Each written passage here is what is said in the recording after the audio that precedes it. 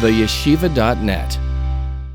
Hi, everybody. Welcome to tonight's special program, special edition of Coach Menachem. Let's Get Real. Tonight is our 45th shiur. We're going to try to really ram through this today. We have a tremendous amount of questions. It's a big topic. We have two, speakers over here, Rabbi YY and Moshe Zev Lamm. First, start off with all the advertising sponsors that come on, that promote us every week. First, the Lakewood Scoop. Thank you very much for promoting us here in Lakewood. And for Rabbi and Anif Chazak, again, appreciation for that. Thank you to Mrs. Mika Sofer from COL Live. A special thank you to Chayla Kaufman and Shul Summer from JCN, Jewish Content Network, for always promoting us across all the Jewish platforms. Just quickly, next Sunday, March 14th, we're going to have an amazing program with Rabbi Shais Taub, Rabbi Shimon Russell, live from Eretz Yisrael. We're discussing the surprising truth about the problems that we all have. So that's the surprise title. It's going to be amazing. And again, this is a three-part series with Rabbi YY Jacobson. Tonight, our focus is on the parents' role in the dating parsha for everybody dating. The questions are geared to that, and that's what we're focusing on. There will be a follow-up program for the Bachrim, for the boys on March 22nd, and there will be a follow-up program for the girls, for the women, right after Pesach, as soon as we confirm the date.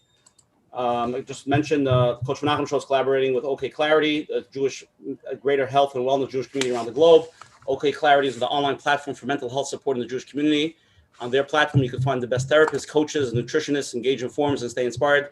Links can be found. Menachem will email it after the show. And again, we have a tremendous show. Let's start first with opening words from Coach Menachem. Okay, the excitement is in the air. You can hear it in Usher's voice. So I want to welcome everyone to the special edition on Wednesday night. And like we discussed, tonight's topic, the first of three of a three-part series. So tonight's topic is going to be narrowed down to the parents. And even in the parents, it's pretty vague. You're talking about from all different types and different questions. So hopefully we'll be able to get clear on what we'll discuss. So as a parent, we all want the best for our kids. And sometimes that itself that we want the best for our kids can be a struggle because the parents are already older. In other words, they're already on the other side and they see things with different lens and they want to guide their kids, based on their experiences. They want to tell their kids what to do, what not to do. But the problem is the child is not there. The child's on the other side. And sometimes they don't understand exactly. They're not on the same page. And it's a very fine balance between giving them the guidance and letting them go through their own journey. Like we discussed, we're all on our own journey. And as parents, we need to be there, hold their hands while they're on their journey. But too much control can be a problem. And the truth is, it doesn't stop after the dating. The shidduch, bachshen to get married, and then you have the young couple. And the parent wants this, and the parent wants that, this parent, that parent. And you need another program for that. You get into a struggle. So I want to thank the presenters tonight, Rabbi YY with Rabbi Moshe Zev Lamm. I guess we can get from all sides, the hashkafa and the therapeutic. Together we'll be able to hear a bissel eitzes and adrachas, and Mitzvah we'll be able to use it. And Tfilah to Hashem, we say in the Tfilas Hashlah, B'sazmal hem zivugim agunim mizeret talmidei chachamim mizeret tzadikim, v'gam zivugam yu k'moisam g'chol asher ispalalti aleim, ki zikaron echad oy lekan lekan. Whatever you're mispal for your own child, it means you're mispal for their spouses, for the shidduchim, it should go b'shalom. Shkoyach. Shkoyach, Coach Menachem, beautiful opening words.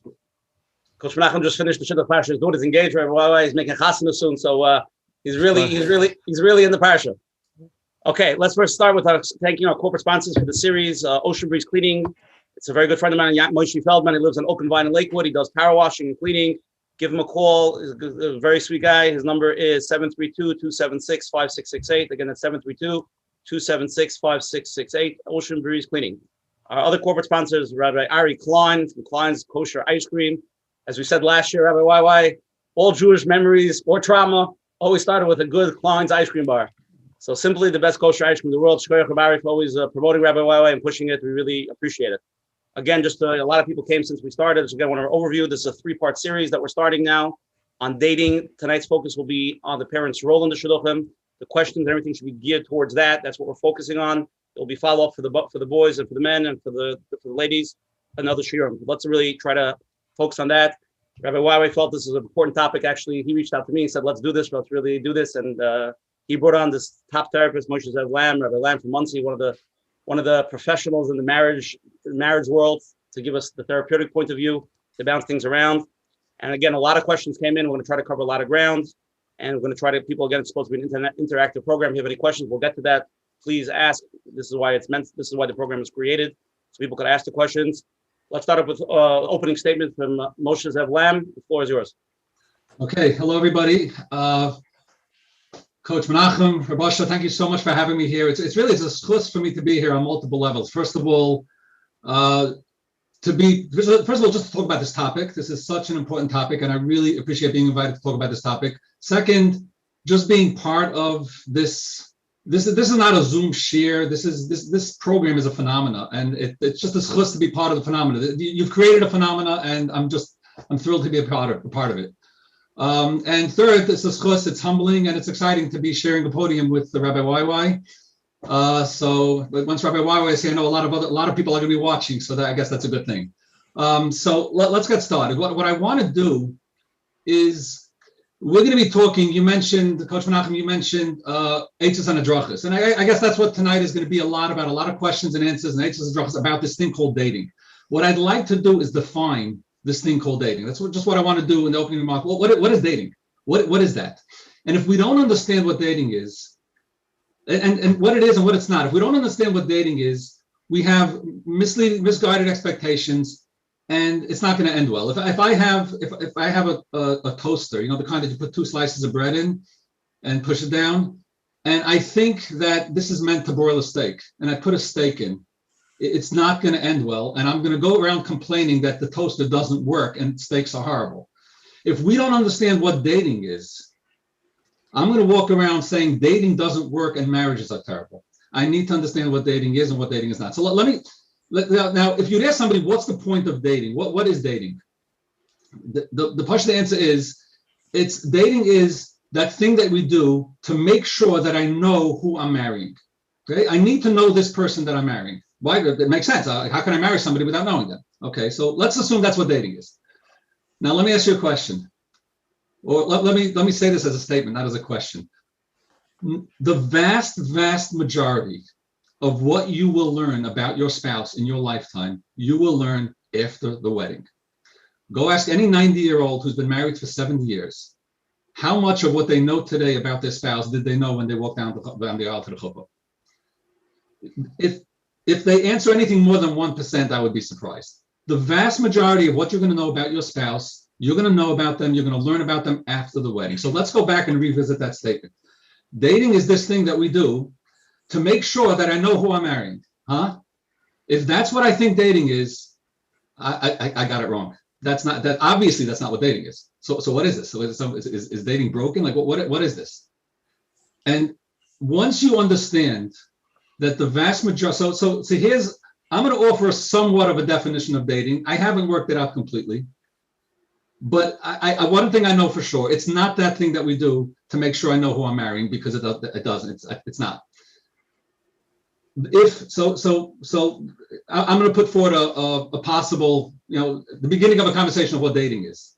Dating is that thing. If marriage is that thing that we do, let me say it differently. If 99% of what I know about my spouse I learn after the wedding, that means marriage is a journey of discovery. So what's dating? Dating is that thing that I do to see if this is the person that I want to go on a journey of discovery with. That's it. I'm going to learn maybe 1% about this person, but what's that 1% that I'm focused on? If the 1% that I'm focused on is this the person I want to go on a lifetime journey with and get to know? Is this a person that has, so what are those qualities that I want to go on a journey? Is this a person that has empathy? Is this a person who's interested in going on the journey with me? Is this a person who sees me? Is this a person what midas tovas can I glean? In that 1%, what midas tovas can I glean? Is this a pleasant person with? If you think of dating in those terms, is this the person I want to go on a journey with? Dating is a different experience. That's number one. That's point number one. Point number two is we date. Think about the process of dating. It's fun. It's light, right? We have a lot of DMCs. For those who don't have daughters, that means deep, meaningful conversations, right? For hours on end. We're curious, right? Fun, curiosity. Now think about this for a second. After we get married, and based on that dynamic, we like each other. We really like each other. Wow, I have fun with him, and we do all these things, and then we get married. And when we get married, we stop doing these things. I've seen couples who have come into my office after 20 years of marriage, and I asked them, when was the last time you had a conversation just for the sake of having a conversation that had no agenda, nothing, a light, fun? When was the last time you had fun? When was the last time you just, all the things that we do to make sure that we like each other, we stop doing when we get married.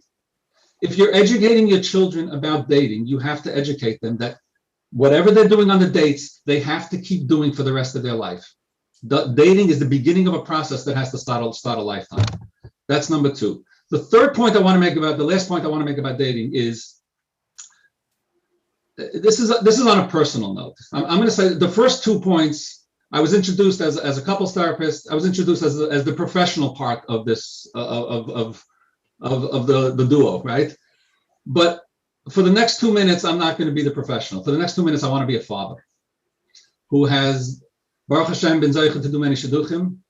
And I want to just share one aspect of that experience. So I'm talking one Jew to another.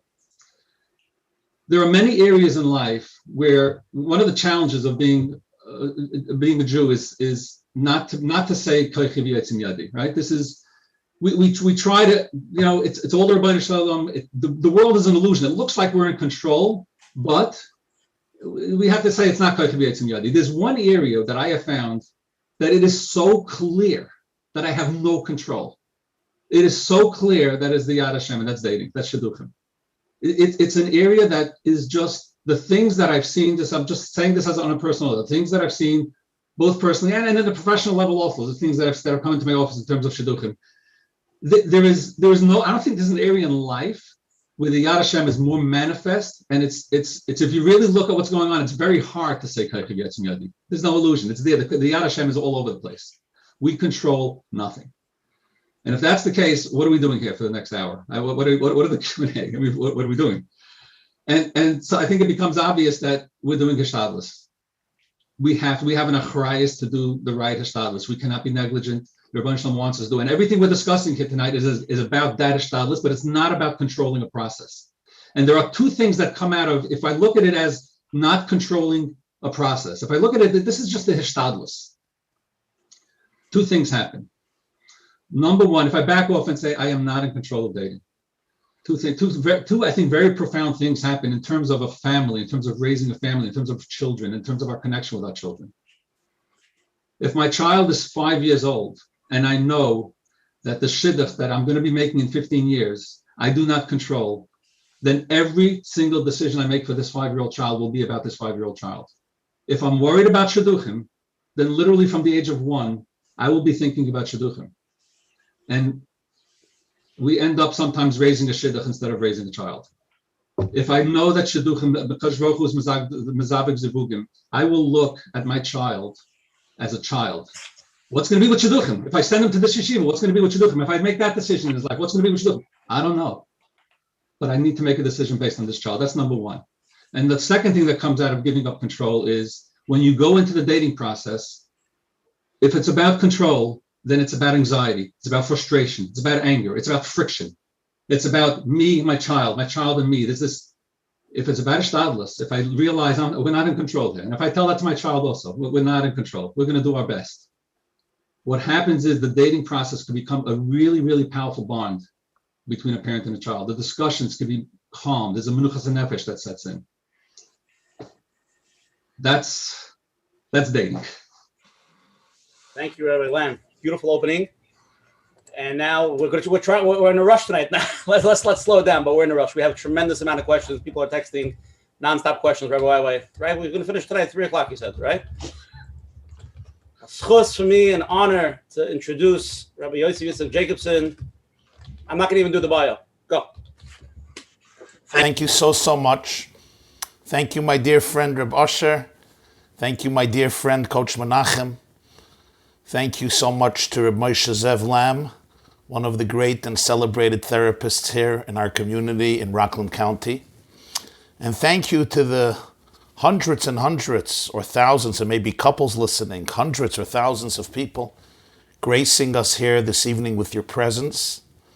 I had the privilege of being here a few times before. It's always a thrilling, meaningful, uplifting, inspiring experience.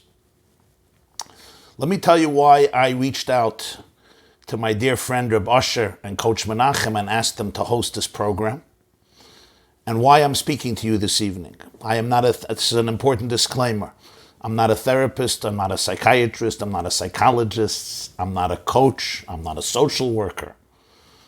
And I never married off any children. My children are younger, Be'ezer Hashem in the right time, B'Shal Tova Mutzlachas. So I don't have personal experience here.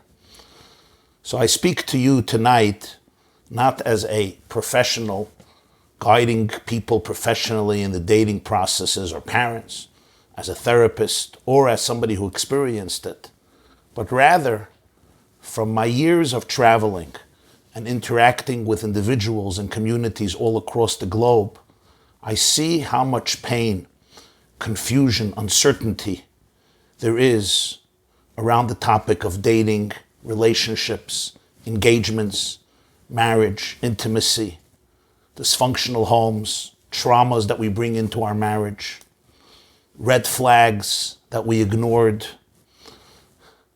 resulting often in catastrophic consequences. And therefore, I wanted to share some of the perspectives that I have gleaned over the years, and of course, some of the things that I have learned, mepi svarim or mepi seifrim, in the tradition of Yiddishkeit of thousands of years. So I'm going to begin my opening remarks with going back to the first major dating story, or first major shidduch story in Jewish history, and as far as we know, in world history. The first shidduch ever was a match made in heaven. They didn't have to date. It was a match made in heaven, pun intended, and of course, that was Adam and Chava.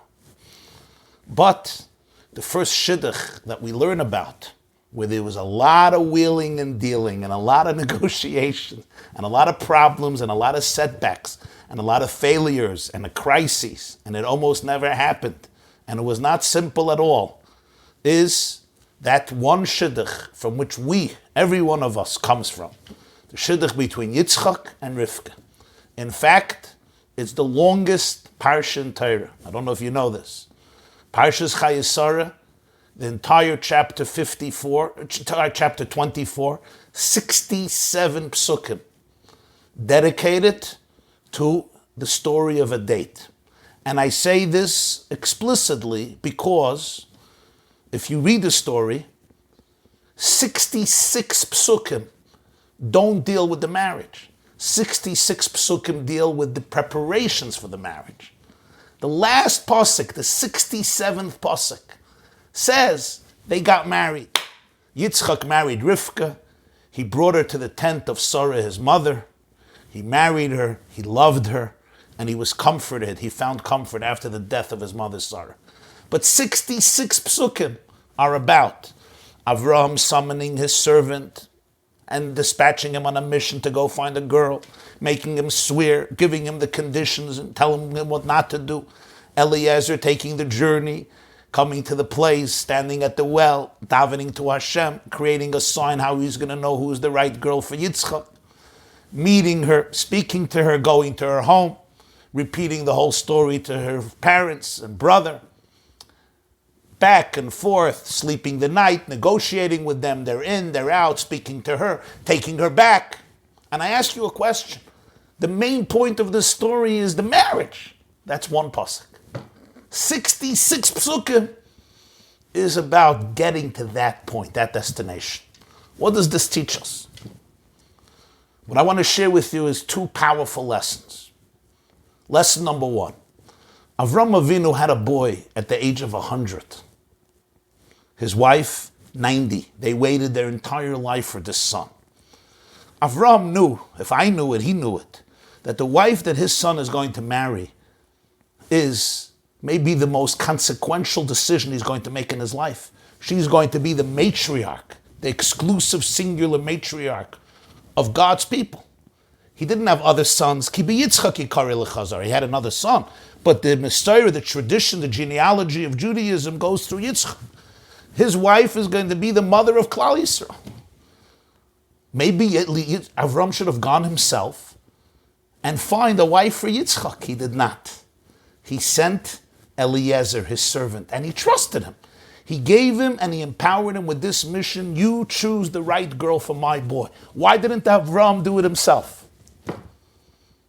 You know why, my friends? Here is one possible interpretation. Listen to this. Open your hearts. Avram Avinu knew that as much as he loved Yitzchak, Bincha Yechidcha Sherhafta, their dispositions were opposite. Avraham, the Zohar says, was Midas HaChesed. He was the paradigm of love, of generosity. Yitzchak was Midas HaGvura, the attribute of discipline, restraint, introvertedness, introspection. Yitzchak was inside, Avram was on the out, Avram projected. Yitzchak was very internal. Avraham knew that the spouse that he may choose for Yitzchak may be a spouse that he would appreciate, that he would cherish, but it may not be what his son needs. So often, I choose for my child that which I feel is the best choice, the most wonderful person. She is the right girl. There's only one issue. I'm projecting my own characteristics, my own Weltanschauung, my own paradigms on my child. My child is my child, but my child is not me. You know what Avram did? He took Eliezer. Eliezer was objective. Eliezer grew up in the home, so he knew Yitzchak from the day he was born. Eliezer knew Yitzchak intimately, but on the other hand, Eliezer was not family. Eliezer was on the outside. And he trusted Eliezer. Eliezer will find the right person for Yitzchak. And indeed, Avram Avinu chose a woman very different. Avram was chesed, Sarah was gvura. Yitzchak was gvura, Rivka was chesed. You see, Avram chose a very different wife than Yitzchak. Eliezer understood what Yitzchak needed. That's why he sent Eliezer. Number one. Number two, what we see from this story, I think, is a very powerful idea in the sense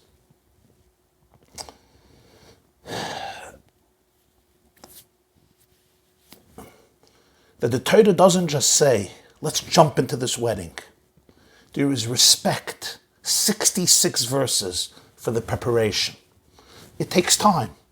The research, the journey, the encounters, the meetings, dealing with problems, dealing with uncertainty.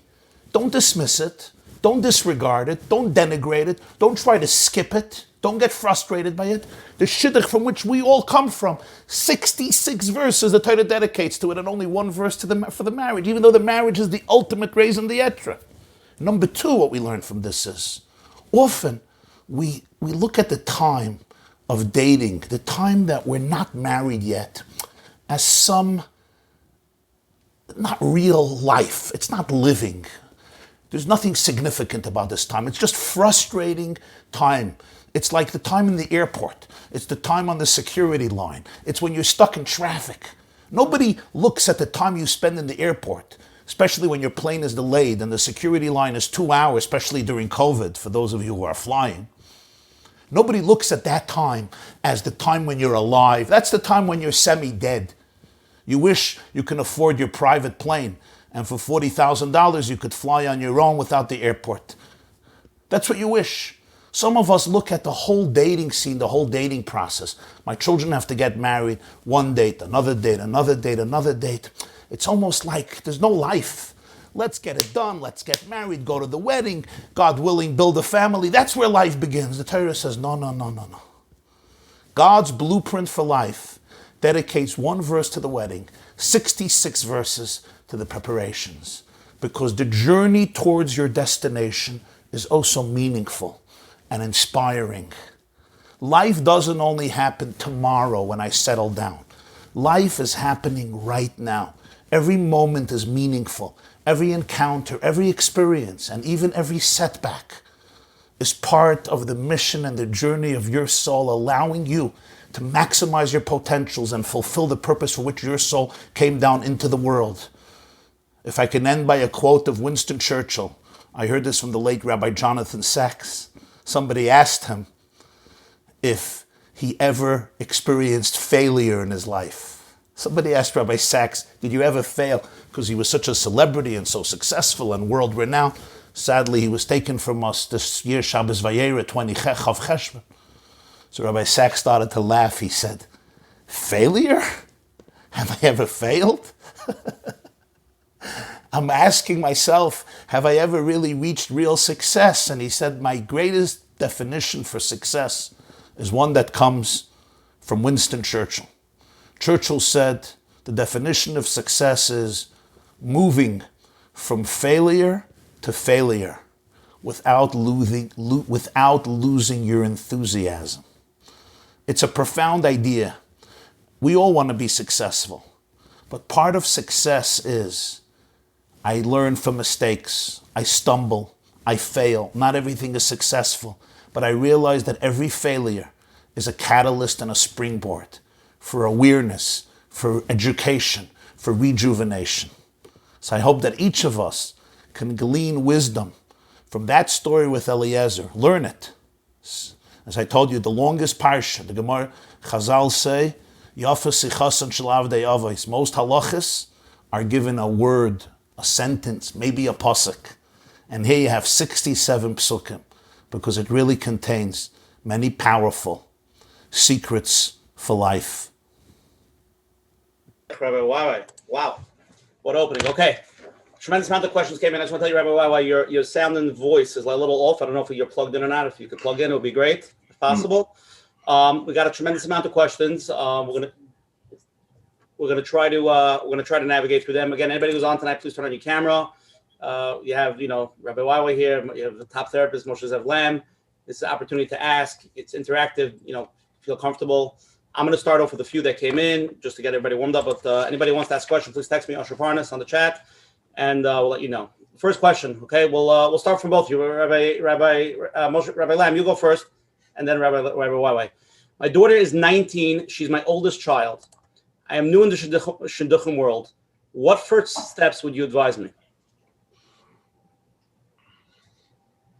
So, probably expecting me to say something like, sit down and talk to her about shidduchim. What is she looking for? What kind of guy? What does she want from her life? I would sit down and talk to her about her life outside shidduchim. This girl, she's 19. She probably came home from seminary. What is she doing this year? Is she in a job that she likes? What's her social life like? Does she have friends? Does she have her summer job set up? Is she living life? I think the first thing that we need to let our kids know as they enter in shidduchim, that this is not your life. You have to live life. And inside this living of life, we're going to try to find you a shidduch. We're going to try to find a shidduch. We're going to go out on dates. But what happens so often is life becomes about shidduchim.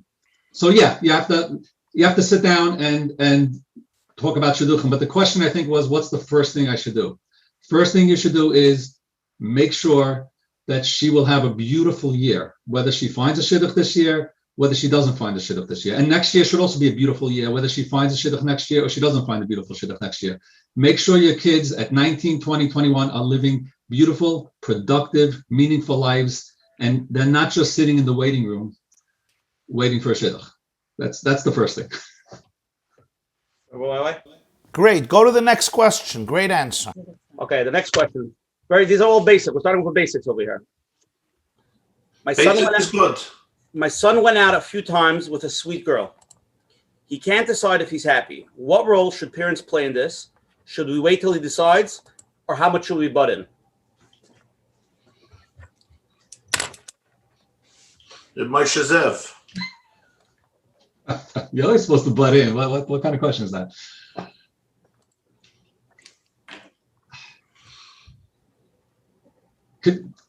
The way the question was worded was very, very interesting. I mean, should we butt in? it makes it sound like there's two of us, right? There's two sides over here. And my son is on one side, we're on the other side. He can't make his decision, right? Those are the questions. He can't make his decision. And what should we do? Should we butt in? There's a process here. And I think you need to set up a teamwork with your son. It's not butting in. I think the process of dating, the process of shidduchim is sitting down and creating an alliance with your son. I think the answer to that question is, can you create an alliance with him? He can't make a decision. Right? The question was he couldn't make a decision. What was the question, Rav? What was the? He doesn't know if he should continue, if he should drop her. How much as a parent do you just let them ride it out, or you start handling with them and giving them your guidance? That's he can't make a decision. And I think I want to say something that I think may apply to a lot of the questions that are going to come up. Shidduchim is a process. And a process means that at the beginning we don't know, and we just kind of move through this process. The definition of a process means that in the beginning we're uncertain. And I think a big part of shidduchim is being able to sit with uncertainty. This boy doesn't know. He doesn't know. Yes, no, should I, shouldn't I? Sitting in uncertainty is not confusion. I think we mistake the two. We say, he doesn't know, he can't make up his mind, he's very confused. No, he's in the middle of a process and he's uncertain. And talking him through that, asking him questions, allowing him to I think parents, it's not butting in, it's helping him talk it through. And talking through means there may have been things that we talked about 100 times. We talked about it after the first day. We talked about it after the second day. We talked about it after the third. Okay, now it's the fourth day. You're going to talk through the same thing again. Here goes the 101st time. That's a process, and just be okay with that. Just the term butting in is, I just think not applicable over here. It's can you align with him and help him talk it through? Many people are asking, there are many newbies, and how do they know if the child is ready? And the child wants to start dating, and the parent doesn't think that the child is ready. Who's the question to? Rabbi Moshe Zev. Moshe Zev. Well, I'm allowed to not know the answer to this one. I'm going to say the same answer as I said to the question before. How do I know if my child is ready? You don't. And could you stay with that uncertainty? Talk it through with them.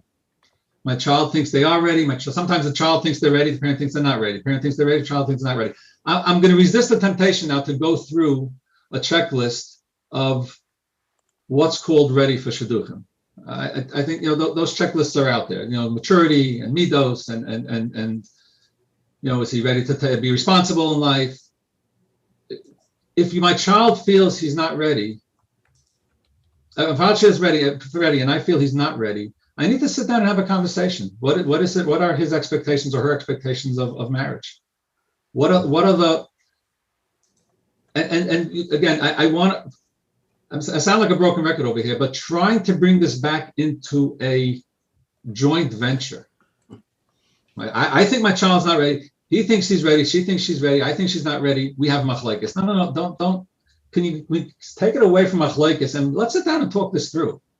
Okay, what does being ready for marriage mean? Let you tell me what being ready for marriage means. I'll tell you what being ready for marriage means, and let's have this conversation. Okay, let's get into this one. Rabbi, let's start with you. What words of advice or chizuk can you offer parents of children that have been dating for 10 plus years? We feel sometimes lost, or that our child is picky, or people are not writing us good shidduchim, either because our family status or money. What type of chizuk for people that are having, It's an important question. Thank you very much. The first thing is we have to acknowledge the fact that it's difficult. It's painful. We expected the shidduch to have happened years ago. The child is getting older, the boy or the girl is getting older. So many frustrating experiences. It almost worked out, it didn't work out. So I think it's important just to create space and have compassion for what your child is going through. of course, for what you're going through, but most importantly, what your child is going through. Try to be able to have open conversations about it in a non-judgmental way, in a curious way. To point a finger and tell them, you're too picky, you're a perfectionist, everybody has flaws, you got to get your act together, you're being immature. You don't want to distance your child. You don't want your child should feel that they can't talk to you, that they can't trust you. So it's important to create space for whatever his or her experience is, without judgmentalism, without compassion, without the need to be right. Just to listen and to be attentive to what they're going through. Because from that attentiveness and empathy, you can guide them in a very subtle, benign, and kind way. That's number one. Number two, it's so important to emphasize what I said earlier in my opening remarks. Life does not stop when you're dating and you did not find your bashert. Life does not stop when you're not dating and you're hoping to find your soulmate. It's a mistake that many of us make, and I understand why we make it. It's almost like when I get married, I start living. Till then, I'm in a comatose state. That's not a proper approach. And this is where social conformity comes in. Very often in some of our communities, it's like there's a label. She's married, she's not. Why is she not married? He's married, he's not married. Why is he not married? Why is he not married? His brother got married at 22. He's 29. Why is he not married? And you know what? People are people. But it's about the parents. The parents have to exhibit the confidence. This is where real trust in God happens. We talk about emunah, Hashem, hashgacha pratis. This is where it really counts. It really means that God has a plan for every single soul. And the fact that right now I'm not married, it's because my mission right now is not to be married. My mission is to explore other aspects of life. Focus on self-growth, focus on an education, focus on a career, get involved in a project, build myself up, make my own discoveries in life. Life is a journey. And every moment has absolute and infinite significance. It's not wise, and it's very non-spiritual and very inauthentic to put Judaism in a box and a model. This is what a good life looks like. Really? You know what a good life looks like? One of the most powerful ideas of Judaism is, you know what a good life looks like? What your life looks like by realizing that wherever I am, that's where I can find purpose. Moshe's opening conversation with God. What does Hashem tell him? Moshe says, I want to get to the bush and understand why it's not being consumed. Hashem says, Shal na'alecha me'al raglecha ki ha'mokem asher ata omed alav admas kodesh hu. Take your shoes off your feet, because the place upon which you stand is sacred soil. You have to be able to discover in life that the mokem asher ata omed alav, the space upon which you stand, has so much potential and so much opportunity and so much significance. It's pulsating with divine, infinite vibrancy. Don't run away from your space, not geographically and not conceptually. Of course I want to get married. Of course I want to have a successful date and move on in life. But with the way to get to that place is only with a positive attitude, with good spirits, and with realizing that till I get to that point, my life is not a nebach situation. I'm not a victim of my circumstances. I'm not a shlom mazel. I'm not a loser. I'm not a nerd because all of my classmates are married. Yes, I may have toxic thoughts that tell that to me, but that comes from the Yetzer Hara. And we as parents have the responsibility to really live with this, to really breathe this. And this is a very internal experience. I'm telling you this, you have to work on yourself. Because when you come to that place, you will exude a different type of energy in the home, and your child will experience that different type of energy, and it will only help them, God willing, in the right time to find the right person. We're getting a tremendous amount of text. We have like 4 or 5 of the same question. It's really for both of you. They're asking for both. Whoever wants to go first. The general question is, I have an older child in Shidduchim, and my younger child wants to start dating already. A, how do I work with it? And how do I stay sensitive to the older child's feelings if I do agree Rabbi Lamm, if you want to go first. So I have very strong personal feelings about this.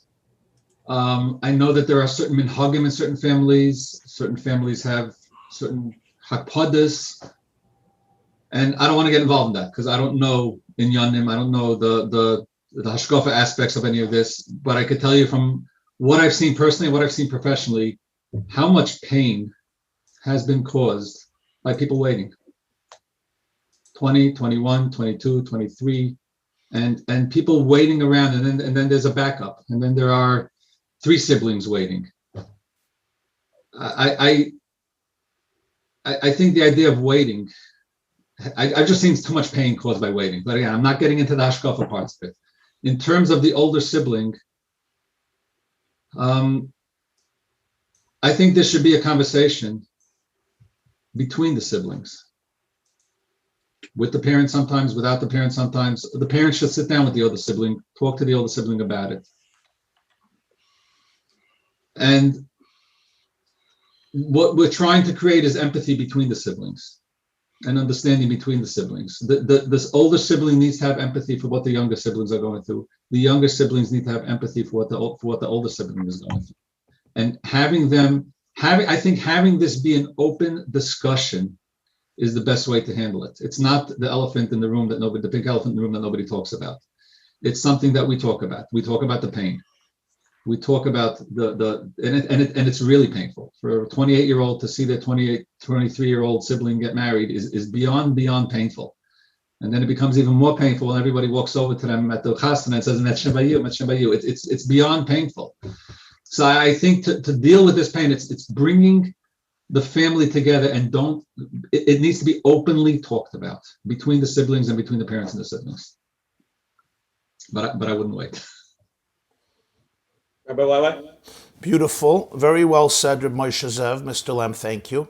Completely agree. And I would just add one more thing, and that is it's brought in Svarim and in works of halacha that it is important, not just from a psychological point of view and from a therapeutic point of view, but also from a moral point of view, that the younger sibling really has an intimate and vulnerable and real conversation with the older sibling. And in a very genuine way, what we call asks them mechila, which means asks them for real permission to be able to go ahead, not because they're doing anything wrong. If I'm younger and I found a wonderful shidduch, I'm not doing anything wrong. But it's when even indirectly, if I'm causing somebody pain, because it's just going to trigger their own pain and disappointment, so I have to be able to be accountable for what I did, If I slam the door on your finger unintentionally, I apologize. So I come to my older sibling and I really have an open conversation, a vulnerable conversation, telling them how much I respect them and love them and appreciate them, and ask them for real permission to be able to go ahead, even if both of us do this with a bittersweet feeling because there is pain involved. And it's so important to get that. Don't override it, don't ignore it, don't say it's nothing. And I also once saw a letter from the Lubavitcher Rebbe of blessed memory to somebody, to a parent, and he said that the very fact that the older brother or the older sister gave permission wholeheartedly to their youngest sibling, that itself generates such an amazing energy in the world, such a beautiful energy in the world that creates within their life an opening that they could become a channel for that flow of blessings which will help them find their soulmate. So that you can do it actually in a very positive and optimistic way, because that itself really contributes to what you are searching for, which is to find, God willing, your own spouse in the right time. Just to follow up, and if somebody's texting, what happens if the older sibling is not masking and it's taking too long? If the older sibling is not masking. Right. So, Rabbi Moshe Zev, what do you say? I would have them speak to Rabbi YY. It's so we really have to understand what's happening. In other words, why is the older sibling not masking? They're hurting very, very deeply. So are we talking about a person who, and I'm saying this with a lot of respect.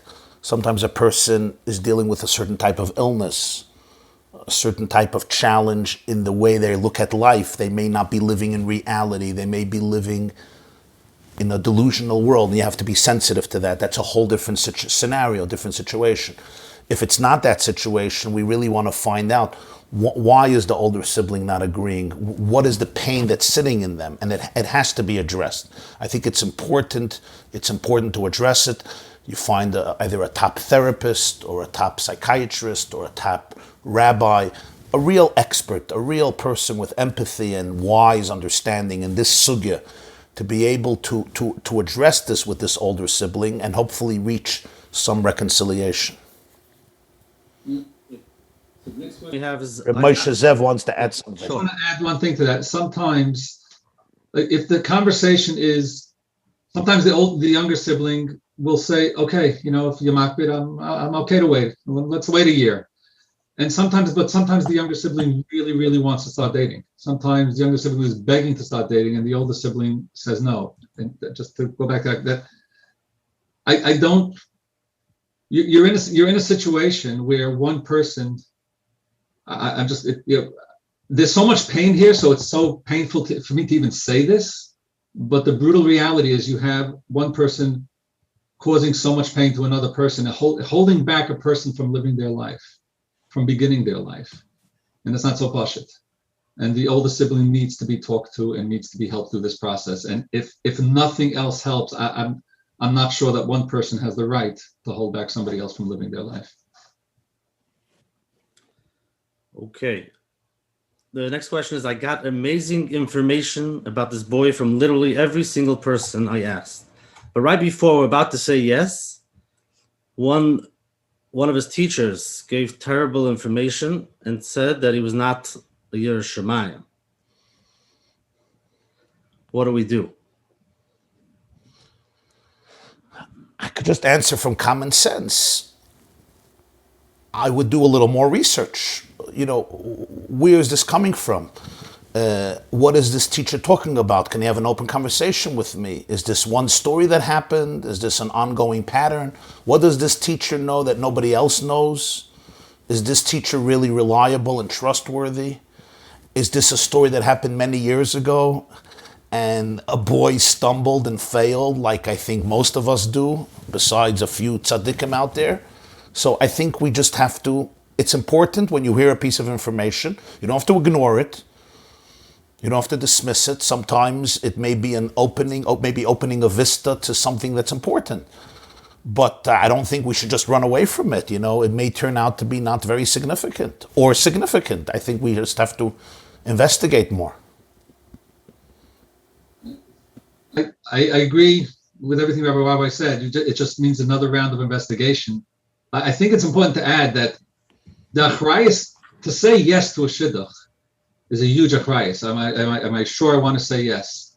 To say no to a shidduch is an equally huge achrayus. I think it's something to keep in mind. If so much information was positive, and there's one piece of negative information, to just say, okay, negative information, gone, done, next. I don't want any negative information. That's an achrayus. Just to realize that that's an achrayus also. And I have seen situations where there was a negative piece of information that could not be corroborated. And that's really what you want to see. Can I corroborate this? Can I get a second person to say something negative? And I've had situations where they could not get a second person to say it. And it turned out to be an isolated incident, a bad year. So you just have to be careful. Okay. We have a few more general questions, then it gets into much more deeper stuff. And there's quite a few live ones, but I want to cover some of the basics before we get into the more complex questions. This is just a general question. Shkofik, probably more than Rabbi Lamm. It's probably more for Rabbi Jacobson. I know in different circles it's different, but this question with pictures on resumes. I spoke to a few Lubavitchers today saying Lubavitch is standard practice that you always send the picture, but in a lot of circles it's not standard. And parents want to know if they say, please send the picture, or they're makbid, I only send the picture, I'm not interested. Should they do it even if they hold it's wrong or not? So more of a shkofik question, but quite a lot of people are asking this question. Yeah, again, I cannot give a real authoritative answer because there are sensitivities in different communities. But a mother reached out to me the other day and she said she does not want a Hasidic community, a certain Hasidic community in Monsey. She does not want to send a picture of her daughter and therefore she's refusing the shidduch. And I was just thinking to myself, that even if you're against it, and you have very good reasons to be against it, if you really feel that this shidduch has potential, so the question is, does it make sense that the opposition should override the potential for a good shidduch? In other words, let's say we can agree that this is a bad idea, and it's really not helpful, and it's not in the spirit of Yiddishkeit, and it's not in the spirit of our Messiah, which certainly a significant amount of people feel that way, whether right or wrong. The question is, in reality, if this is an opportunity coming up, and this is what they want, I'm not sure that it makes sense really to stand strong by your principles, because maybe in this case it's good to compromise, for the result may be tremendously positive. That's just my personal opinion. You have to always know what to fight for till the bitter end and what to compromise on, which is generally a good idea in life. Anything, or should we go to the next one? Let's go to the next one. Okay. Just go a few more, and then we're getting into some of the more difficult ones. Another one. This is a very general question, but a lot of people are asking. They're starting also new people. When doing research for my child, what would you say are the most important qualities to look for from a boy to a girl, from a girl to a boy?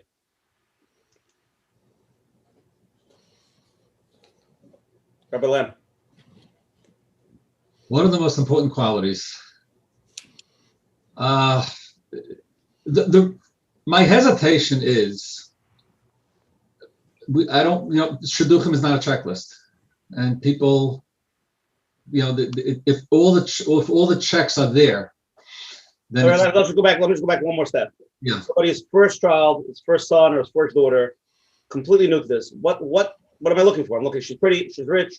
What midos? What does it mean? Okay, so obviously, if we went down the checklist, midas tovos, empathy, flexibility, simchas hachayim, right? That's the list. I'm not coming up with all the words, but you get the idea. And that's, I'm not making fun of it. That's a very important thing. You're listening for simchas hachayim. You're listening for flexibility. You're listening for, obviously, you're listening for mental health. You're listening for really good midas, a giving person, a person with empathy. Above all that, I think we're also listening to just listen. I think finding information is not about going down a checklist. Finding information is seeing how people talk about this person. Get a sense. You call in 10 people. I sometimes think people ask, there's a lot of questions being asked, and you get, what's the answer to this question? What's the answer to this question? It's not just the answer to the question, it's how the question is answered. Is there an enthusiasm in the answer? When you ask a question and you get an answer, do you get just the answer? Or do you get a bunch of more things? Like, is she a kind person? Yes, she's a kind person, period. Or, no, she's a kind person. And last week, you wouldn't believe what she did last week. And when I was in seminary with her, and get a sense if information is being offered that you didn't necessarily ask a question for. You're trying to get the general avirah of how people feel about this person, not just the checklist of information.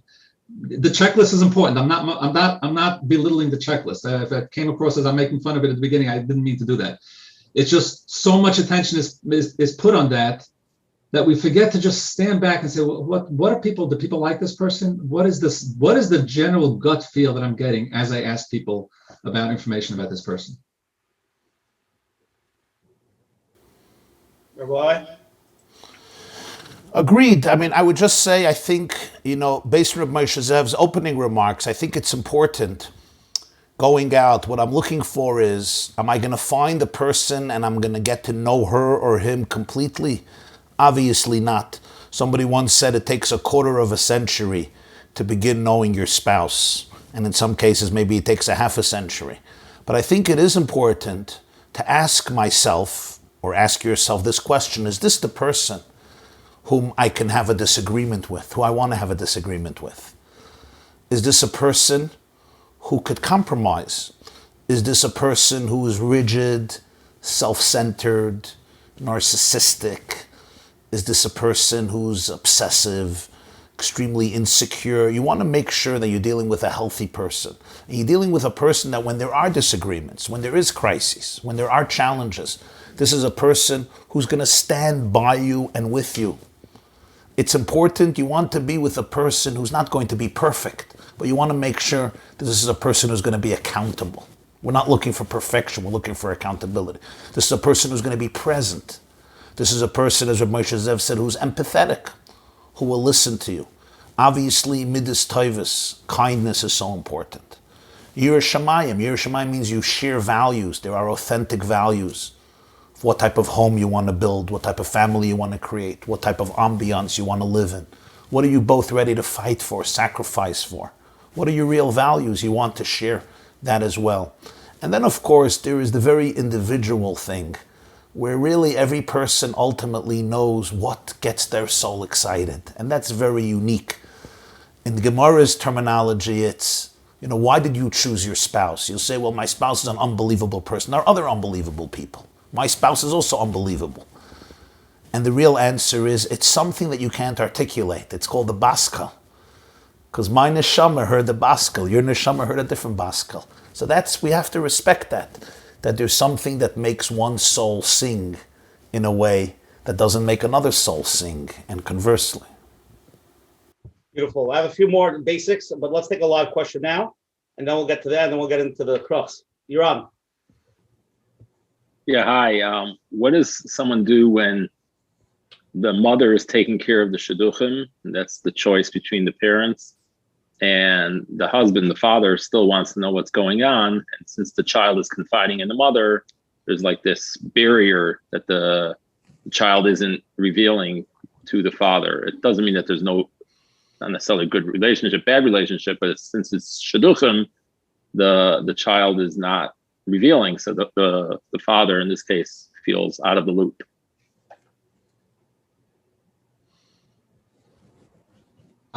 I would be wondering, the first question I was asked is, what's happening between the mother and the father? Right. This information is not being shared. The child does not, if the child feels more comfortable talking to one parent than another, that's fine. But if the mother and father are not feeling comfortable talking to each other, that's where I would focus the question, and then that's really what would need to happen. The mother and father should be talking about this fully, openly, and that's really where the unless their marriage is on the rocks, and then they should come see you. A qualifier is that the parents are talking, but the father, although the mother's handling it just because of logistics, or what we want to call it, the father still wants to know what's going on. So what's the best approach for the father to the child?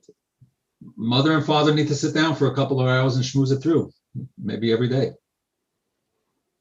There needs to be an ongoing conversation. Which parent the child speaks to shouldn't play any role in the mother-father conversation. It's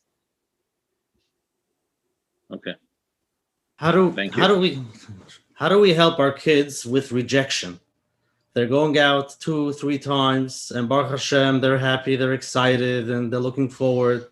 There's the Geschmack Ruach and the Avir, and then boom. The first thing is we create space for the emotions around rejection. It's painful. And sometimes we're going to cry ourselves to sleep, and the pillowcase is going to be as wet as the Negelwasser schissel. And that's normal, especially if the dating continued 6, 7, 8, 9, 10, 11 times. He said no, or she said no, or they both said no. There is pain, and we have to be able to talk about it, and we have to be able to cry about it, and then we have to be able to giggle about it. That's number one. And number two, from that conversation, if we're honest, there will emerge a deeper truth. And that is, a fellow once called me, a bocher, he was in the middle of dating. And he tells me, he says, we dated, 12 times, 13 times. She's a wonderful girl, but I don't want to marry her. But I cannot tell her no, because I don't want to break her heart. So I said, so what are you going to do? He says, I'm going to continue dating. I said, that's brilliant of you. You're going to continue dating. You'll date for another 2 years. And then you're going to say no. So instead of her crying for 3 months, she'll cry for 2 years. That is empathetic. In other words, ultimately, what does rejection really mean?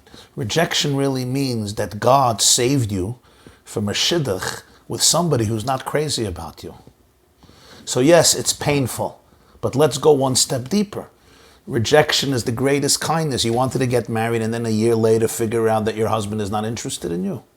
Thank God it's coming out right now to the fore. Now it's hard, it's difficult, it's part of the journey of life, growing up, maturing, understanding that not everybody was made for everybody, right? V'davak bi'ishtoi, the Gemara says in Sanhedrin on Chaz, v'loi be'eches chaveira. There's ishtoi.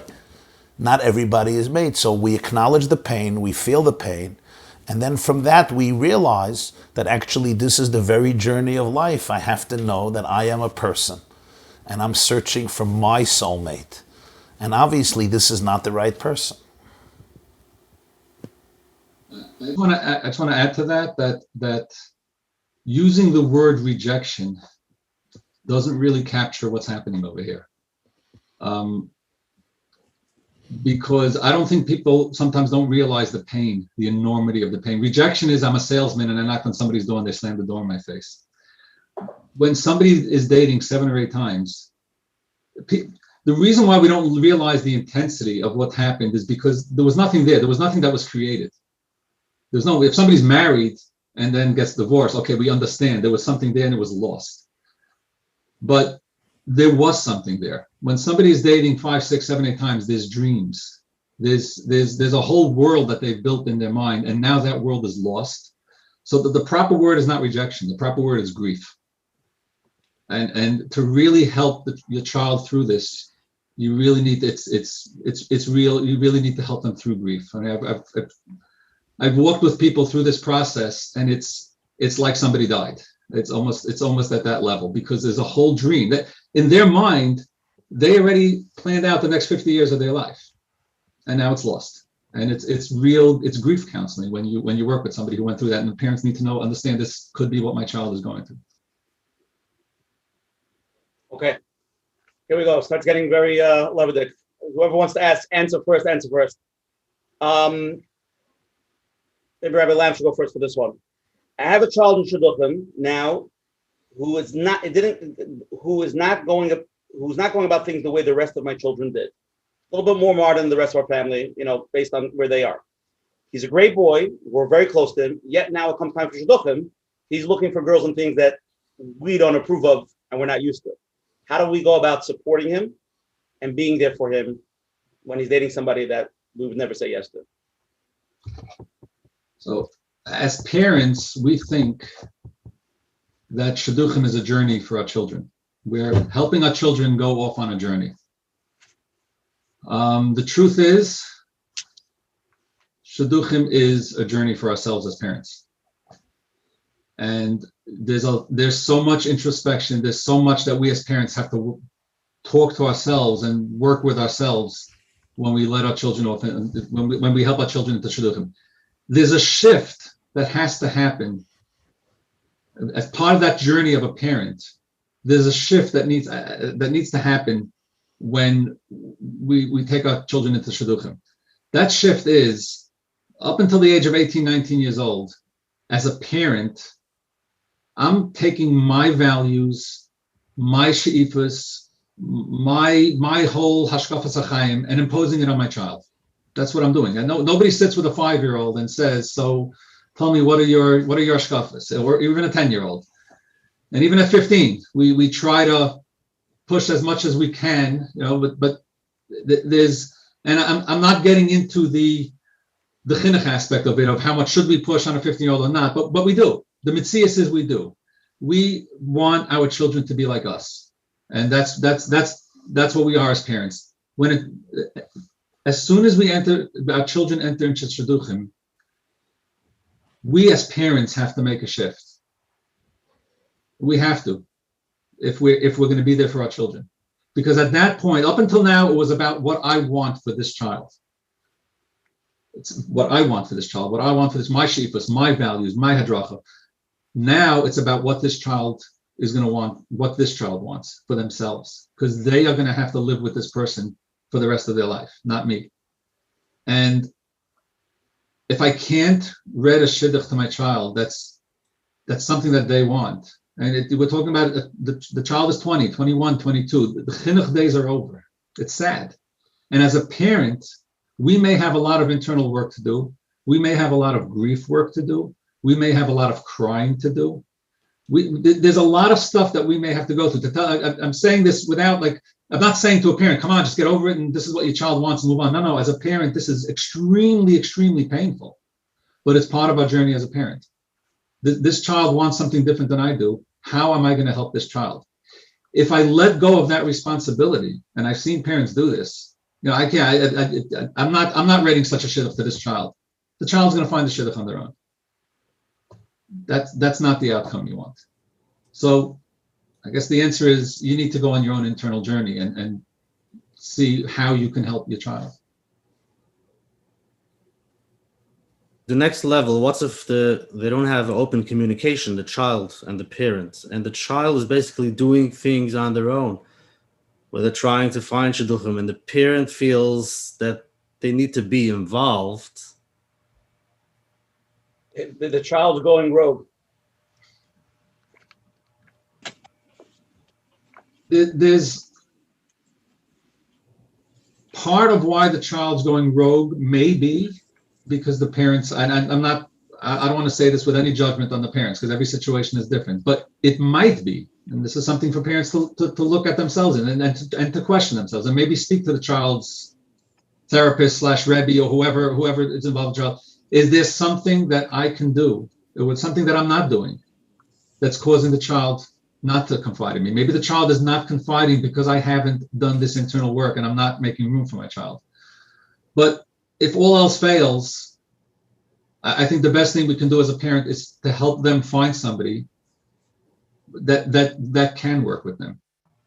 If there's a Rebbe that this child, if there's a therapist that this child confides in, if there's a Rav that this child can confide in, but to work behind the scenes. If my child is, that's it, they don't trust me, they don't want to talk to me, they've gone rogue, don't relinquish your responsibility as a parent. Maybe you need to be a parent from a distance and just help find somebody who could guide them. Okay, let's get to the next question. The next question is a powerful one. I don't know who wants to answer this first, but here we go. My daughter's about to get engaged. I just found out from a close friend of his, from her, that this boy from the age of 16 to 18 had a girlfriend. A, should that affect the shidduch? B, should I tell my daughter about it? Rabbi Moshe Zev, this is a good therapist question. I was hoping you would take this one. The answer to both, should it affect the shidduch? And should I tell my daughter? First of all, should it affect the shidduch? Yes, it should affect the shidduch, but that doesn't mean that you nix the shidduch because of this. Should I tell my daughter? Absolutely yes. That's the first question is yes. ... The first, yes, it affects the shidduch, and now let's see what to do. The second question: should I tell my daughter? Yes. Period. She needs to know. This is her shidduch. This is her life. She has to be part of this decision. Now, in terms of should it affect the shidduch, what does it mean? I don't know. It can mean a lot of different things. It really means a lot of questioning that has to go on. What happened between 16 and 18? That he was hanging out with girls or had a girlfriend from 16 to 18 can mean many different things. And what happened to him since he was 18? I would also want to know, there's a lot of open pieces on this question. Is the boy 21 or is he 25? Let's assume he's 25. Let's go down that route. He's 25. He had a year or two that he was a troubled teen, but now he's a good boy. Right. So the reason why your daughter needs to know is because she needs to be comfortable with this. Even let's say 16 to 18, he had these troubled years, and you've done so. Now, really, what it means is you have to do a lot more research. Like what happened? It doesn't mean no. It means you need to do a lot more research. And what happened then, and what's been going on since then. Even if from the age of 18 to the age of 25, he became an enormous tzaddik, and there's really nothing lasting from that, your daughter still needs to know. Just, is she comfortable with it? There's a comfortability piece that's that she just has a right to know that. If you as a parent know that, your daughter has a right to know that. But if the boy is 25, chances are, there's if everything else, we're talking about a late stage in the shidduch, or I forgot what the question was. Is she engaged, or it's a late stage? They're about to get engaged. About to get engaged. Obviously, there's a lot of really, really good qualities about this boy, and we don't necessarily know when somebody gets engaged. We don't necessarily know all the affairs that have gone on in their life up until that point. I've been involved in many shilas, people who have come to me for therapy when they were 16, 17, 18, 19 years old. And then when they were 23, 24, 25, asked the shilah whether they have to divulge certain information. And very, very often the psak goes along the lines of, and the Rav will call me up and say, what's happening, is what happened affecting affecting who this person is now? Very often the answer is yes, and very often the answer is no. And that's really what you want to know. The fact that he had a girlfriend from 16 to 18 may mean that it may have nothing to do with who he is now. If anything, it may mean he's a better person right now because he's really, really worked on himself and he's turned himself around. So you and your daughter have to be involved in that decision. Royal, you want to add on to this? Okay. So let's go into another topic over here. Very interesting one. My son is in his high 20s and has been dating for a while. An extremely picky person and expects perfection or very close to it from his future spouse. How do I explain to him that marriage and people are just not perfect?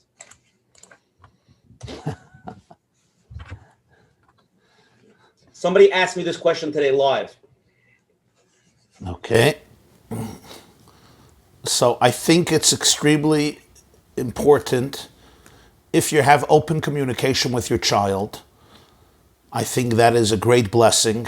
And this is the opportunity to really have a frank, intimate, vulnerable, and open conversation about it, because this is so important in life. We all know that there's no spouse who is perfect, because you're not perfect either. And life is not about seeking perfection, but it's really about really having the ability to connect to a person despite and with their imperfections. And the more we can bring our imperfections into the shidduch, the more powerful the marriage is. Because really, it's the weakest links in a marriage, when they're brought into the relationship, that become the strongest links in a marriage. Meaning, if I can only speak with my spouse about those things that I'm proud of, that I put on my resume, our relationship is pretty weak. It's when I can bring into the relationship my weaknesses, my embarrassments, my insecurities, my fears, my disappointments, my scars, my wounds, my pain, my anxiety, my vulnerable parts, my skeletons. That is what makes a marriage so powerful. Because remember the principle.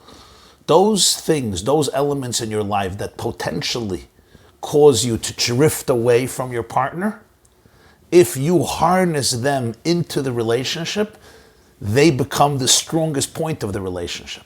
Let's say I have an insecurity or I have a trauma that naturally, instinctively could make me drift away from my spouse, and I can bring that into the relationship, talk about it, get support for it. There's empathy, there's understanding.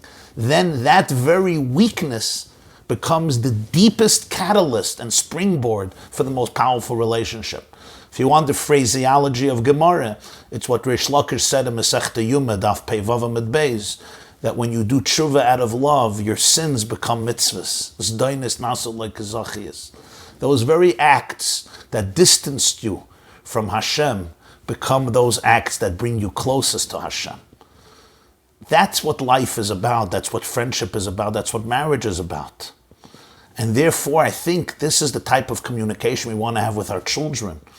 You're not looking for the perfect person. There's no such a thing. There's no perfect person. Those who are perfect don't come down to this world. They're angels. You don't want to marry an angel. Often when I do chuppahs, when I do marriages, here's a little secrets from behind the curtains. So the glass gets broken. And we say, Mazel Tov, Mazel Tov. So I take the mic and I say, what's the mazel tov? This glass cost $15. Why are you saying mazel tov? On the breaking of the glass, we're remembering Yerushalayim, the Beis HaMikdash. What's the mazel tov? I said, I'll tell you. The mazel tov is this. You know, the Kala is standing under the chuppah. She's looking at her chassan. He looks perfect, impeccable, flawless. But we tell her, listen, my dear Kala, sooner or later, this guy is going to start breaking things. And you know what you do when your husband starts breaking things? You have to be able to say mazel tov. Mazel tov. Thank God I'm not married to an angel. I'm married to a real person who has ups and downs, and we can hold each other's hands and grow together. This is what you want to communicate to your children, because this is what real life is, and this is the joy and excitement of life. Taking our imperfections, taking our vulnerabilities, and mobilizing them and harnessing them and allowing those very weaknesses to become a springboard for our deepest connection and loyalty. Rabbi YY, we have a live question. Before we take the live question, I was just thinking when we asked the question before about one of the most important qualities you would look for in a shidduch. Somebody once told me a joke. If you could pick 2 of the 3 qualities in a shidduch, what would you pick? It could be mental health, beauty, or money. You could pick 2 of the 3. What would you choose? Rabbi Lamm. He said he would take a double dose of mental health. Okay, let's go to the live question. You're on. Okay, so coming to the practical part, first of all, I'm enjoying very much. Everything is so important. But it's a time of MS, and when everyday life happens, this is what's going to happen. When is the right time, and how do we approach Parnasa? I'm very sensitive to this because I became a widow and I have sons approaching this age, and how do I best approach the situation of Parnasa? Is this a question for your child? I'm afraid of, being asked as the other parent is going to come. Oh. Like when do we talk about this? Oh, you mean how much money you're going to be giving to the couple?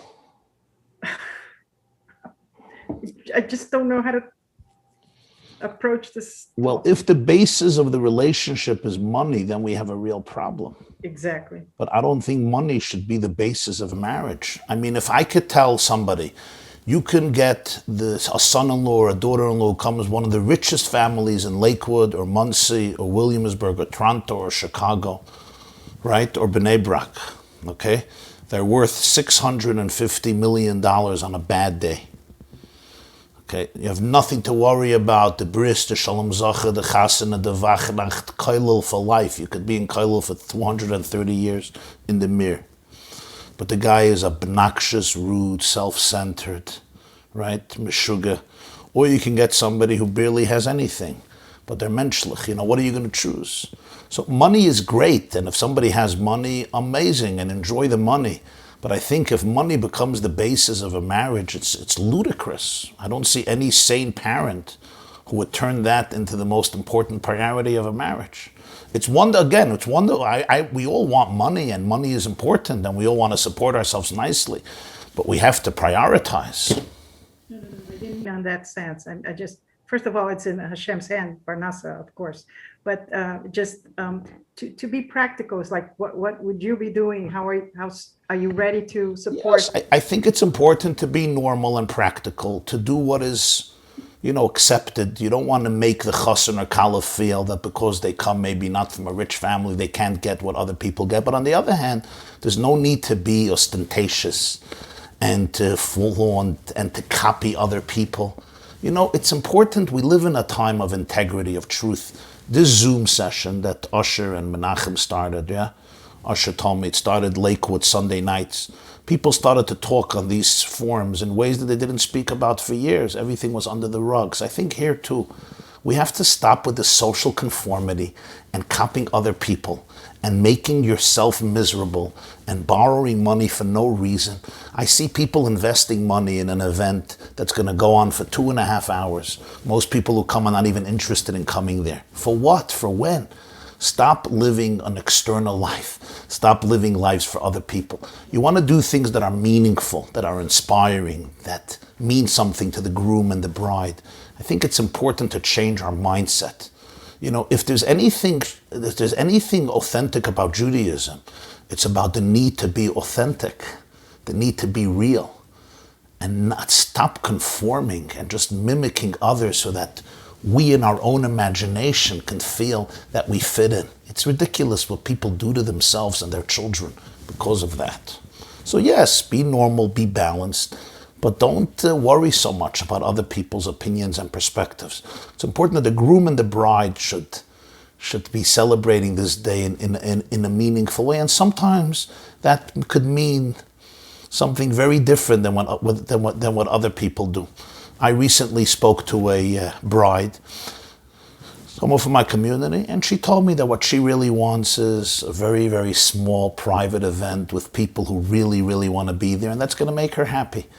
So why are the parents spending so much money? For their own neighbors. They're doing it for themselves. They're not doing it for their children. So it's very important to realize where needs are coming from and how real they are. We have another live question, Rabbi YY. I want to jump into financial because you brought it up. We have so many questions on that. Let's take a live question. You're on. Hi, Rabbi Jacobson, and I just saw it's an amazing show. Thank you, Rashi, for arranging it. I think this is a question that many people on the show want to ask. The shidduch crisis. I don't like to use the word crisis, but what can we do to make it easier for boys and girls to go out on dates, to be set up? It seems like many people have thought of this and haven't come up with a new idea. What do you both suggest, or what can we do to make it easier, especially for girls, to get dates? Thank you, Rabbi Lamm. I'm just a therapist. I don't. Yeah, what the question is really asking is that what can we do with the shidduch system? I can come up with a lot of questions. When I say I'm just a therapist, here's what I mean. I didn't mean it just as a joke. I can come up with a lot of different ideas about where the flaws are in the shidduch system and where we could improve the shidduch system. There's a lot of things that I think would be great to institutionalize. I'm not going to say them here because some of these ideas would be radical, and there would be so much pushback that it wouldn't work. I'll give one example of something I've thought of a lot. It's done for older singles. It's not done enough, but there are meetings that happen. It's done a lot for divorcees. It's not done enough, but there are meetings that take place that you have 10 boys and 10 girls coming together. There's a few shadchanim there, and they do it by the older singles. They do it a lot. They do it by older singles. I know it's done by divorcees. I don't know what's that. Things like that, but maybe the age could be moved down. Maybe the age could be moved to 25 or 24. These are things that have been talked about. They're out there, but it needs either a grassroots movement or a top-down. It's interesting. It's interesting, Dr. Lamm, that I didn't know you were going to go there, but I didn't want to suggest it. But I personally had two meetings this week with some Askanim in Lakewood. And this is one of the things that we came up with, and we are working on it. And yes, we're going to have to go to some higher ups, and there's going to be pushback. But I think there's so many parents and so many people that want this and that need this, that, you get to a point where, why continue in something that's not working? Like you said, a system that's not working. And we have girls, at home for 2, 3, 4 years without a single date. I personally know people. So, I mean, it makes no sense not to change the system. And we're working on it. There's going to be pushback, but we're trying. Actually, this week I met with a couple people. There are just on that type. The reason why that type of system can work, where the traditional shidduch system does not work, is that so many shidduchim get nixed because of a piece of information. That once you get to know that person, that piece of information becomes irrelevant. There are pieces of information that if you find out that information after the fourth date, it's like, it's no big deal, it's such a nice guy or such a nice girl. But if you find out before they meet, it knocks off the shidduch. So you have people who are out there that are not getting dates because there's one piece of information. And if in a system like the one we're describing, they get to meet first, and then the information happens. So that would be one of the advantages of that. I would also add, in addition to what you just said, Moshe Zev, and you just said, our dear guest, I think it's very important for parents and leaders and lay people to really create grassroots initiatives. There are people here, we have hundreds and hundreds of people here, maybe close to 1,000 people, I don't know, we have couples, more than one. I'm sure some of you have great ideas. Don't keep them to yourself. This is a grassroots generation. We can accomplish a tremendous amount. Simple people, so to speak, who are not great rabbis and poskim and manhigim. Every person is a leader today. Take initiative. Get together with your friends. You can create a plan. And even if you help 10 people, 20 people, 100 people, helping one soul is already helping the world. So I'm encouraging everybody. I'm sure we have some great ideas. Instead of just sharing it with your spouse at supper and getting frustrated at the system, right? I always tell my students, in life, you're either part of the problem or you're part of the solution. So I tell all of you, let's not be part of the problem. Let's be part of the solution. You have an idea, whatever the idea, maybe some people think it's an outrageous idea. They don't have to do it, but create it. Get it out there. Start something, and you'll see great miracles happen that way. Remember that unbelievable lesson, the lesson that affects all of history. There was a little kid in a little basket in the Nile Delta. Either he would drown or starve or be dehydrated, and a princess comes out and she cannot reach him. He's too far in the sea. And what does she do? She stretches out her arm. That's what life is about. You stretch out. You know what happens when you stretch out your arm? You all know the Gemara in Saita. You all learned it in school. You discover that you have an invisible arm. That God extends your arm beyond your reach. And little Moshe is saved. And that's why we're all here today. I say to all of you, you don't have to solve the problem, but stretch out your arm. You have an idea, take initiative, discuss it, explore it, do something about it, even if you consider yourself a small and insignificant person. That's how things happen. I'll just give one little suggestion. Somebody was in my house, an older boy. He's in his 30s. He dated probably 50 girls. He's a good boy, yeshiva boy from a community here in Muncie, near Muncie. And he told me that in his community, this is what they started to do. He said they started to create a database, a website, you can register, and everybody in the community is putting all their information there. And that way, he says, Shadchanim sometimes are clueless. This is what he told me. They're biased, they don't get it, they have agendas, they decide who's good for whom. He said, we put all the information on a database, and you get to put whatever you want, to see whatever you want. And that way, there's like an open field, an open terrain, where people can look, can examine, can investigate. There's telephone numbers. You can call a friend or a relative to make a direct call. It was just a very, very interesting initiative. And he told me that it's he has a lot of friends who have found their shidduchim that way. So these are things that are completely not against halacha. They're completely in the realm of tznius, of modesty, of respect. And yet, they can be very helpful. Let's think out of the box. Okay, Rabbi YY, there's a bunch of topics here we didn't cover yet. I really want to cover a lot more ground. Rabbi Lamm, you ready? Let's do a little financial because you brought it up. I have questions. Let's do both versions. The issue I'm finding is when my son is being read a shidduch from a very poor family, even though I know they're amazing people and the girl is a great girl as well, I feel like saying no.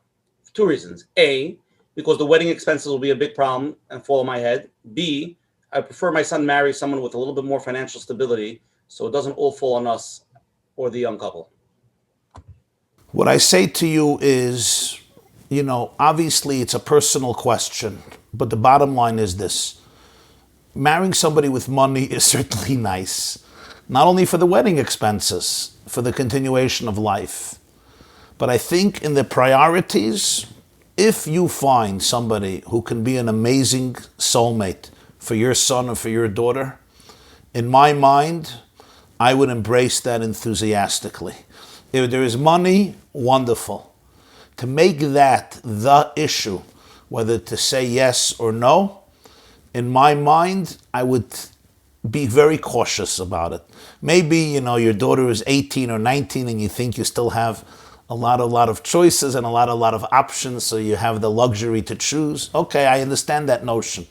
But generally speaking, if you have a person who's a real quality person, a real mensch, and your son or daughter you feel is going to be able to have a really meaningful, inspiring, loving, and tremendously uplifting life with this person, I would be very, very cautious to reject it just because it's a poor family. That's my opinion. Okay, the next financial question. Our family is one of the more wealthy families in our circles. Baruch Hashem. I feel that almost everyone says yes to us, but not based on my child for who he or she is, but rather because they want to have the financial backing. As we are starting our second shidduch, I don't know what to do. Yeah, sometimes it's sad, but sometimes, that's part of human nature. We smell money and we get very excited. I once said, the pasuk says, Eved loive li'ish malve. A borrower is a slave to a man who lends. So somebody once asked me, it should have said, Eved loive lemalve. Why Eved loive li'ish malve? The answer is simple. The borrower is not a slave to the lender. That makes sense. He's a slave to the man who knows how to lend. Even if I never got a penny from you, the fact that I come in and I see you're sitting at the head table, I'm already feeling subservient. That's the falsehood of life. Even though behind the money, there may not be much substance there. So I think it's so important to be able to know that people are that way, and it's your responsibility to search for the right person for your son and daughter, somebody who's going to marry them, not for the money. There are such people, you'll be surprised, but there are a few such people in the world who actually, we care about money, we all cherish money, but some things are more important than money, and that's what you want to search for. You have to search for it, and I don't think you should think that everybody, one of the problems, I have a wealthy friend, so he once told me, I don't trust anybody. Whoever tells me good Shabbos, I believe they're telling me good Shabbos because I have money. So I said, you know what? It's not only about them, it's also about you. You think that your whole identity is money, and therefore you think everybody thinks your whole identity is money, but there are people who are not that way. Yes, you should be cautious. Not everybody who smiles to you is your best friend. But don't think that everyone is so consumed by your money like you're consumed by your money. We're not all completely drunk on your money. Just remember that too, Good live question. You're on. Hey, thanks. So thank you very much. I'm new to this, first time. So I'm wondering, as far as doing research, I know, of course, the questions have to be based off of what are the priorities to my child. And I definitely try to get the general feeling, as Rabbi Lamm was saying, about the Avirah. But it would also be helpful to have a basic framework to use to go through asking questions in like a systematic way after asking open-ended questions, as some people don't answer so much. They ask for specific questions. I'm wondering if there's like a list I can work off of or something. I do tend to freeze up when I need to call to do research. You could hire Rabbi Lamm as your personal checklist guy. You do that as a side service, right? I think you said you freeze up when you make that phone call. How about making a list? Sit down and really make a list and keep in mind everything we've been talking about. Keep in mind the open-ended questions. I think one of the things you want to keep in mind is there's not just a rule book of questions, but who is your child? If you have a son in Shidduchim, what do you want to know? When you make this list, what do you want to know about this person vis-a-vis your son in terms of their personality? If your son loves certain kinds of conversation, if he loves certain kinds of activities, you want to gear your conversation. If you know your son has a certain type of personality, you want to gear your questions towards who your child is. But I would suggest sitting down and making that list. I don't know of any structured list. That would probably be a good idea. Right. I'm saying to like work off of, yeah, I mean, that's what I was wondering. If there's some kind of general list that I can then tweak and then obviously personalize for my child. I would Google it. I don't know. There must be something out there. Yeah, okay. Okay, let's get into a little bit of mental health. It's a very big topic. I know, again, before we start this is not an answer for anybody. It's a general concept, so nobody should take it literally. But there's a lot of questions that come to mental health, and I really want to cover some ground. We'll start with you, Rabbi Lamm, okay? My son is getting read from an amazing top girl, top seminary, top of class. She's the best of the best of the best. She's currently in college to become a pharmacist. I just found out that her mother suffers from mid-level depression. Should I nix this shidduch just for that? Don't we all have some issues? Is this something to be concerned about? So I think the answer to this is similar to some of the other questions we had before. Should I nix this shidduch just for that? No. But should I start a whole new round of research and make sure that, and just see what that means? I mean, that her mother had a low-level depression or mid-level depression. That could mean so many different things. And the questions I would ask at that point is, what impact did that have on the family? What impact did it have on the girl? What does that mean, mid-level depression? Does that mean for 3 weeks she was depressed? Or does that mean for 5 years and she was on medication or hospitalized? It could mean so many different things. But there's another point of it. There's also some genetics we're all very nervous about also. What was that? Is that some of the hereditary that, because the parents have something. Mid-level depression, I wouldn't worry. Again, if this was something that the mother suffered lifelong depression, okay, maybe that would be a concern. If the mother was depressed for a couple of years, I don't know that I would worry about genetics on that. I don't know that I would worry about giving it over to the child. I wouldn't be worried about the nature. I would be worried about the nurture. What impact did it have on the home? That's really where the questions should go. Depression is one of those mental illnesses that can so easily be circumstantial, and very often is. And to worry that a parent was depressed and therefore the child is going to become depressed, that's not where I would place the concern if everything else seems to be okay. Okay, Rabbi YY, do you want to add on that? Good. Okay. That's a good question. Okay, let's go to the next question. My son wants to go out with a girl. The issue is her parents had a very messy divorce. We have a normal, stable family. Should I consider? Rabbi YY. It's a good question. I think it's a good question. And I'll explain why it's an important question and why we have to be sensitive about it. The fact is that consciously and sometimes unconsciously, we continue the story of our parents. And those things become ingrained in us.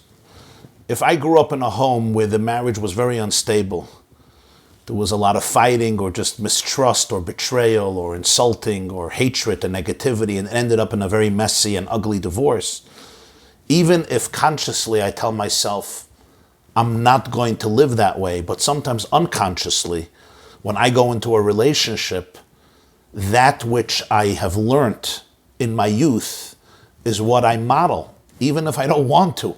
It's just how my neural pathways are functioning. So I say this because I think we have to be honest about it and conscious about the problem. That when I'm dating this person, when your child is dating this person, you have to know that there is an issue here. Sometimes if we come from such a family, people who come from a family where there's no divorce, there's a lot of stability, when they get into their first fight and second fight and 10th fight and 20th fight with their spouse, it's like, of course we're going to work it out. My parents didn't fight, we worked it out. But the other one, it's like, again, consciously or unconsciously, is, why am I living with this person? My mother got rid of her husband, let me get rid of my husband. And it can create a whole different paradigm. So I think it's so important to be able to make sure that this child of the messy divorce really worked it out inside of themselves to the best of their ability to really create a different type of life for themselves.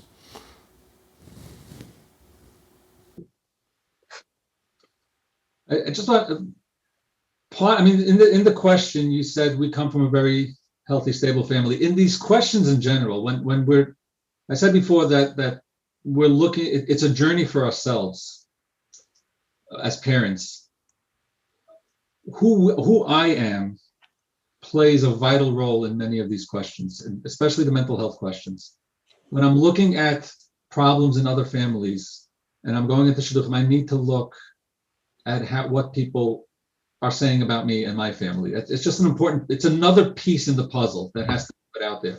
I also want to add that I know many couples who come from both spouses come from homes where there were very, very dysfunctional, broken marriages, very messy divorces. I could list in my head 10 different couples that I know of who come from homes where both sides had extremely difficult marriages, and they have beautiful marriages.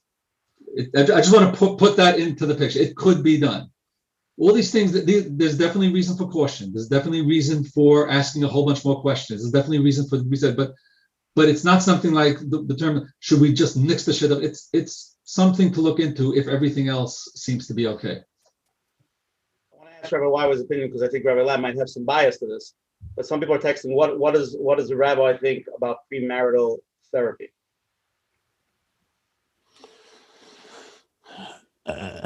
Mr. Lamm has shared with me in previous occasions that he wishes every chassan and kala would come for premarital therapy. And even if they don't want to do it when they're engaged, but at least right after they get married. And he told me, he said that there was, he could share the story himself. There was a chassan and kala, they were married and they were getting into these disagreements and they came for therapy. And it took one session. And maybe you want to share that story. What happens with most couples is they wait 10 years. And after 10 years, it's not the original problem anymore. It's another 1.1 billion problems that have compounded over these 10 years. So maybe you want to share that story. I think it's an important point. It's not premarital therapy. I'm actually not that big of a fan of premarital therapy because I find that I've done it a lot, and I find so many of the things that we talk about in premarital therapy go in one ear and come out the other. They're not in that place where they could hear that this is going to be a problem. I would be more of a fan of if I could design the marriage structure, I would say 2 to 3 months after the wedding, every single couple should come in and sit down and talk with a therapist. Every single couple. Like that should be the standard routine, not premarital, but 2-3 months later, when the therapist starts saying, they know exactly what the therapist is talking about. Yeah, I know exactly what you mean. But the case that Rabbi Jacobson is referring to is when couples come in 2-3 months after the wedding and there's a major problem, sometimes you could fix it in one session because it's okay. So we just have to do this and do that. 20 years later, it's a whole different story because problems have piled up upon problems. The only time I've had situations where I was able to solve something in 1 or 2 sessions was like a month or 2 after the wedding. Beyond that, it doesn't work. Okay, one more question. Let me jump into one more question, a little bit more sensitive on mental health. And again, just as a question, let's globalize it, but it's a very important question. My daughter is a regular from stable girl. She's being read a guy who's also great from still in yeshiva, nice family. One small caveat. He was on anti-anxiety medication for a while when he was 15 years old because he was going through a hard time. Is that something that I should really say no to for shidduch because he himself was on the medication? Moshe Zev. No, you should not say no. But I think your daughter should have a conversation with him about it. And maybe you should do a little bit more research about what he was going through. But a 15-year-old being on anti-anxiety could be so many different things. It could be serious. It could be there was something really major there. Or it could be an over-eager psychiatrist. You really want to research that good. I wouldn't throw away a good boy because of being on anti-anxiety medication at 15. I wouldn't. But I would. But again, like so many of the other questions we had, it's something to research. It's something to ask questions about. Okay, Rabbi YY, I think we'll do another 1 or 2 questions. Is that okay? And then we'll go to closing.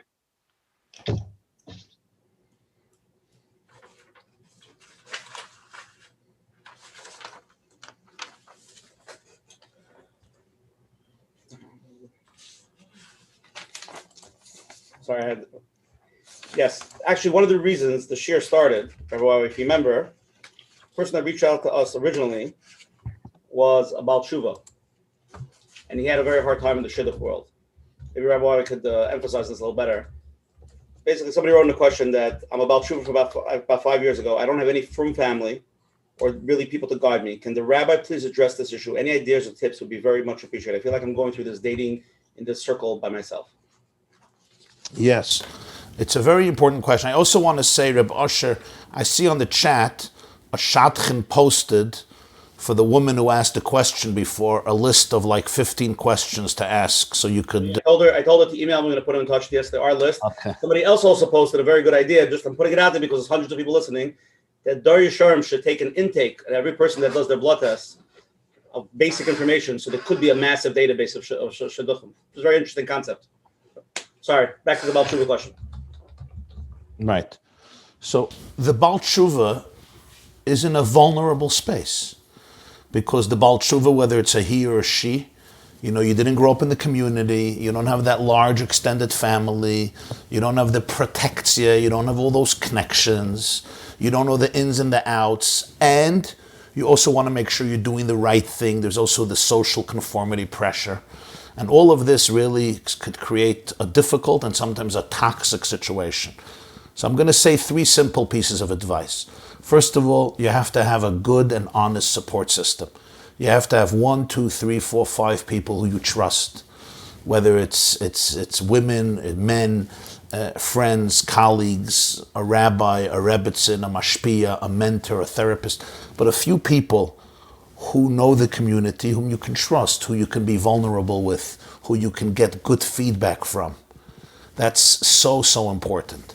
Number 2, don't belittle yourself. You're a Baal Tshuva, you're a courageous soul, you have a lot of resilience, you have a lot of integrity, you've made a lot of sacrifices for truth, for God, for Judaism. Respect that in yourself. You have a lot of common sense probably. Respect that in yourself. In other words, don't fall prey to the comment of every single person. In other words, make sure things resonate. Don't just, try to copy everybody else because this is what everybody else does. It's important for you to be informed, to be educated, to be true to yourself. And number 3, remember that as a Baal Tshuva, you also bring something very special into the mix.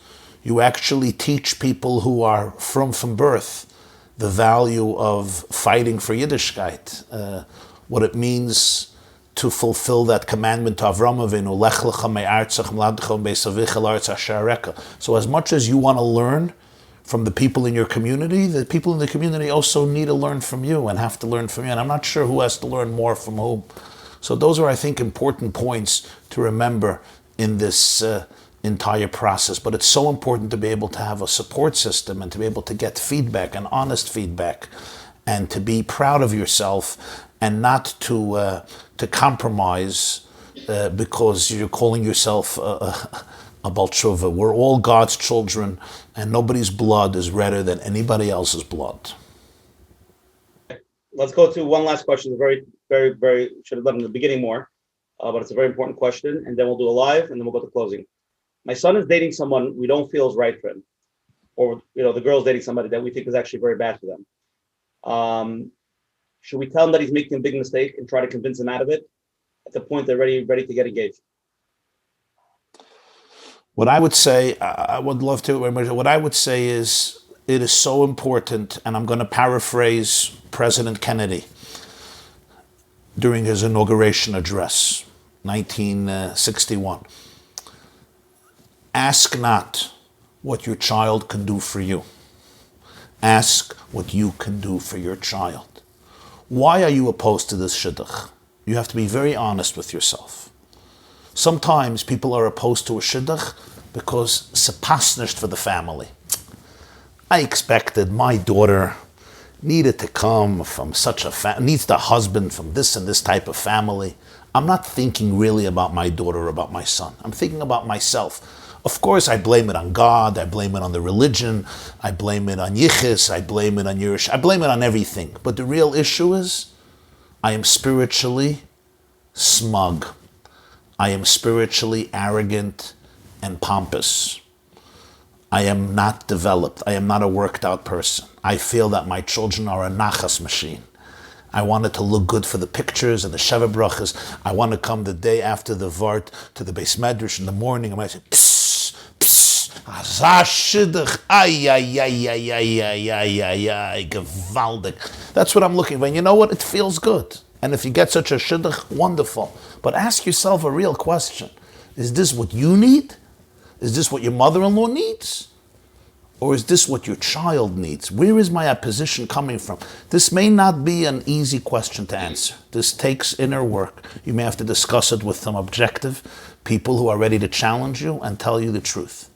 On the other hand, if the opposition is coming from the fact that you're worried about your child, maybe you see mental illness, maybe you're observing red flags, serious red flags, maybe you're observing personality disorder, maybe you're observing serious trauma, mental disorders, maybe you're observing something that's maybe very toxic for your child who may be naive, innocent, eager to get married, then you have a responsibility to get involved. There was a parent who told me yesterday that he had a child who was dating and he saw all the red flags, but he decided to overlook it because he wanted the shidduch to happen. And ultimately they had to get divorced because it was a very serious situation. So when you're seeing something that could be very problematic, you have a responsibility in a wise, respectful, kind, and empathetic way to help your child see what is going on and do whatever you can to make them make the right decision for their long-term future. Just add to that. I agree with everything you said, but in that process, you have to realize, yes, you have to be there and try to. You can't just stand back. You have to get involved. If you really feel, if you've done the introspection, you really feel there's something wrong. But here's the but. You say the question was, it's right before they're ready to get engaged. Should I tell my child, right? That was the question. Those are the words. Should I tell them? Try to break it up. When a child is ready to get engaged, there's not much you can tell them. It's like trying to stand sometimes. I mean, sometimes depends if there's just an amazing relationship with the parent and the child just trusts whatever the parent says, fine. But more often than not, it's like standing in front of a locomotive and trying to stop it like this. That's what you may be trying to do. So standing there and telling them may be totally ineffective and just going to create tremendous friction. And even if it ends up breaking up, but the child might say, you know what, I respect my father. I'm not going to go ahead with this shidduch because my parents don't want it. So I'll break it up. You don't even know what kind of pain might come out of that, and what the repercussions and the resentment, and there's so big of a price to pay. Really, so it's not about telling them and stopping it. It's about sitting down with your child and really, really talking this through, and see if you can get him to the point of seeing what you see. It might be a long conversation. It might be involving other people, but just telling them to stop it, even if you have the power to do that, even if you have the koyach to stop it, do it with, you need to try to get them on board and get them to see it your way. Okay, let's go to the last live question. Go, you're on. How are you? Hi, I have a question about mental health and dating. So, for example, let's say someone who, like I've been going to therapy for a long time, and I think therapy is very important. So I would want to go out with someone, or definitely marry someone that also, has those views. But I find that, a lot of people are not like, oh, I don't need therapy. Like they just think like, oh, they're okay. But really they have all these things that are underlying and this and that. And then they don't even realize it. And like, I don't know, for me, it's very important. So it's like, how do you go about that knowing? And then, if I might mention that to a shadchan or to someone who's setting me up and be like, well, oh, but he's a good boy or whatever. Like how would I go about that? Because I didn't really start dating. Well, you need a shadchan who's also going to therapy. Yeah. Like, like you should segregate two different therapy, not therapy. Yeah, Shatchanim should also give in the resume. Do they go to therapy? Then we can deal with them. I'm not sure that it depends on the Shatchin. Depends how, who the Shatchin is, but I'm not sure it's so important to phrase it that way to the Shatchin. I need to date a boy who is ready to go to therapy or has been to therapy. What you do want to talk to say to the Shatchin is that I am looking for a person with whom I can have a very honest and open relationship.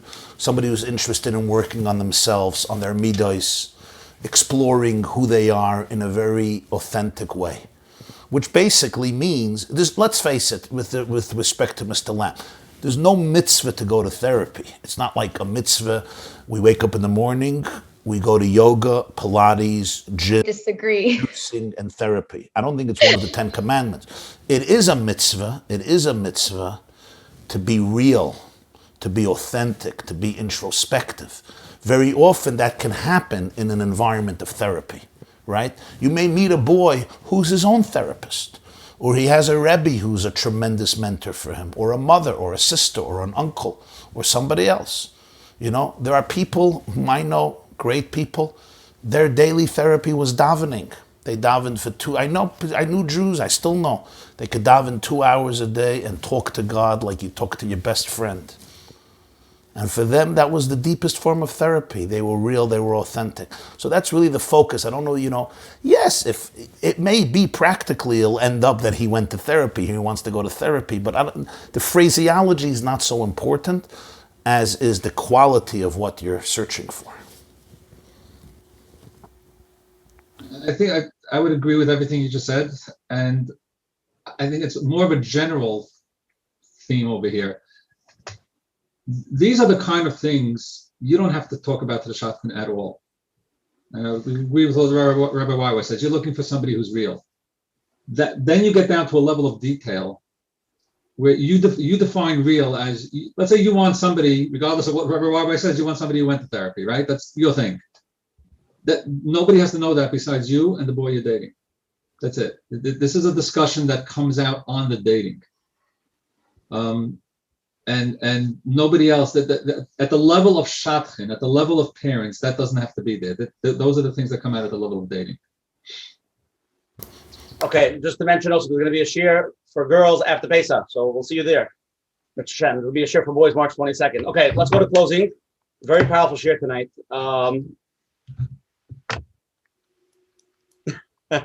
Okay. Huh? Somebody just texted us for the girl who just asked. Whoever's your girl, don't come back. Email Coach Menachem. Is she dating already? Not yet? You want to make a shidduch now? Somebody said that she has an idea for it. She should email Coach Menachem. So let's look. Every time you come on, there's another shidduch. Something happening one way or another. I think maybe the solution to the shidduch crisis is we should do this a few times a week. And during these sessions, there'll be a shidduch, and we can go to the chuppah pretty soon. Oh, I tried $10,000 a shidduch, brother. I'm letting you know. First of all, Agres Yashkoyach for Rabbi YY Jacobson, Moshe Zev Lamm for coming on tonight, giving us. People are texting. This is such a needed share. People are in the parsha. We touched on it. There's obviously so much more to go, and Hashem will try to cover ground. Rabbi Yashkoyach for putting it together. Rabbi YY, you were the one who really put it together, and giving so much inspiration, down to earth advice. And Hashem again, just be repetitive. March 22nd is going to be a shir for boys, for Bachram. Anybody you know who's in the parsha, going to date, or is dating, please tell them to come. We want it to be interactive. The questions will be focused for people, for the boys dating. I want to thank again our corporate sponsors, Klein's Ice Cream, our client, for sponsoring us, and for Ocean Spray Breeze, my friend, what's his name? Moshe Feldman from Ocean Spray from Lakewood. Really appreciate it. And also another thank you to OK Clarity. OK Clarity is an online platform for mental health support in the Jewish community. Their platform, you can find best therapists, coaches, nutritionists, engage in forums, stay inspired. Menachem will email the link at the end. Again, this coming Sunday, March 14th, we have an amazing program. Rabbi Shais Tau, Rabbi Shimon Russell from Eretz Yisrael discussing the surprising truth about the problems that we all deal with. So you have to come to really find out what that is. Try to come early. Everything tonight's recorded. It's going to be on menachemberenfeld.com, and Shem Rabbi YY is going to upload it to yeshiva.net. And everybody, if you know anybody that could benefit from it, please send it. Let them watch the share. It's tremendous. Anybody has any questions? A few people are texting Rabbi Lamm. Do you have an email that people could email you or contact you? So I will put it on the chat right now, I guess. Put on the chat that Menachem will send out an email because some people want to contact you. If you want to contact Rabbi YY, you can look up his email. It's not a secret. And you can send him an email. He's backlogged. Tonight's share number 45. It's all pre-recorded. It's all recorded. And it's going to be on a phone number, 848-777-GROW. Again, a special thank you to our advertising sponsors, Lakewood Scoop, Rabbi YY from Chazak, Mrs. Mika Sofer from COL Live, and Chayla Kal from Shmuel Sommer from JCN. Closing words from Coach Menachem. Thank you very much, Rabbi YY and Rabbi Lamm and Rabbi Usher for doing such a good job. Now with all this information, Baruch Hashem, we covered a lot, and there's much more to cover. Now with all this information, we have to go out and actually live. We're living in this school of life. And when it comes to Lamaisa, these topics are really raw and emotional. Your emotions, your kids' emotions, and sometimes you think it's hard. It's for life. Who knows? We're not sure. But many people go through a lot of different things in life, and they feel they're on a roller coaster in general. And when it comes to shidduchim, it adds a little more to that roller coaster. But we need to remember that the roller coaster has tracks. We're sitting there and it's on tracks. And like we heard that when it comes to shidduchim, usually we see it more openly, that it's really not koichivot miyadi, and we really have to rely on Hashem. So this, just like we daven until now, we have to continue being mispal for our kids and for their spouses, the mitzvah Hashem. Amen. Shidduchim and those who need should be a mitzvah Hashem easier. Amen. Amen. The Gula. Amen. Moshe Zev Lamm, you want to say a few closing words? Closing words. No, this was amazing. This was really amazing. Thank you. The questions were really beautiful questions. Thank you, everybody, for asking the questions. There are about 30 other questions going on in my mind, so there's so much more to talk about. I think this was a great start. I always say we scratched the surface. Yes, but they scratched it in a very good way. This was, and thank you so much for having me here. That's a privilege to be part of this. Thank you. Rabbi YY? Yes. So first of all, thank you very much. Thank you, Rabbi Moshe Zev, Rabbi Usher, Rabbi Menachem. Thank you especially to everybody who joined us, all the parents, fathers and mothers, and for sharing. I also want to personally invite all of the young men, the Bachrim, whether you're in the middle of dating, you're planning to date, you're after dating, but you're in the story of Shidduchim, please join us Monday, March 22nd. We chose this day because most of the yeshivas already are on break for Pesach, Bein Hazmanim. So that's March 22, Tes Nissen, 10 o'clock p.m. on this Zoom session. It's going to be especially for boys, not for parents. I mean, parents can listen in, but it's for boys, and after Pesach for girls. I just want to conclude with this, I think, basic but important piece of advice to parents. And that is, to my doorstep, or I should say my email box, come an enormous amounts of marital issues. And one of the biggest painful things that I see is when somebody in the relationship is just not a mensch. There are going to be disagreements. There are going to be disputes, sometimes very serious ones. There's a certain percentage of marriages that don't work out. Even if they do work out, it comes with strife and difficulty. It is so important to do whatever we can to make sure that our daughters-in-law or sons-in-law are above all mensch. And what do we mean by a mensch? A mensch means simply somebody who's civil, who's nice, who's kind, who has yiras shamayim. They have fear of God to do the right thing. They're not cruel, they're not sadistic, they're not barbaric, they're not malicious. Now you say even malicious people inside, they're broken. Perhaps everybody's broken inside. But it's very, very important, the menschlichkeit. What often happens is, we focus on a lot of things that are beautiful and amazing. And we sometimes don't look at that. And I'm saying look at that. It's so important. You want your daughter, your son to be married to somebody who's just menschlich, who's a real good person. God forbid, we all know divorce situations. When two people are civil, it's a whole different story. Not that we're planning for divorce, God forbid. But the point is, whatever happens in life, you want to be dealing with a person who's upright, who you could speak to, who will make compromises. And even if he or she is upset, but it's going to be normal, it's going to be balanced, and there's going to be a kindness and a chesed there. That is so critical.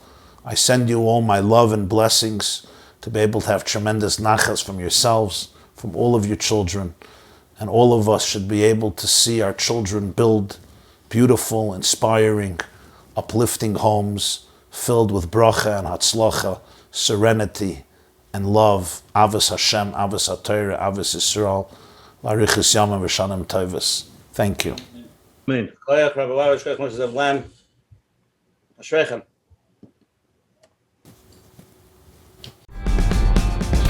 This class is brought to you by theyeshiva.net. Please help us continue the classes. Make even a small contribution at www.theyeshiva.net/donate.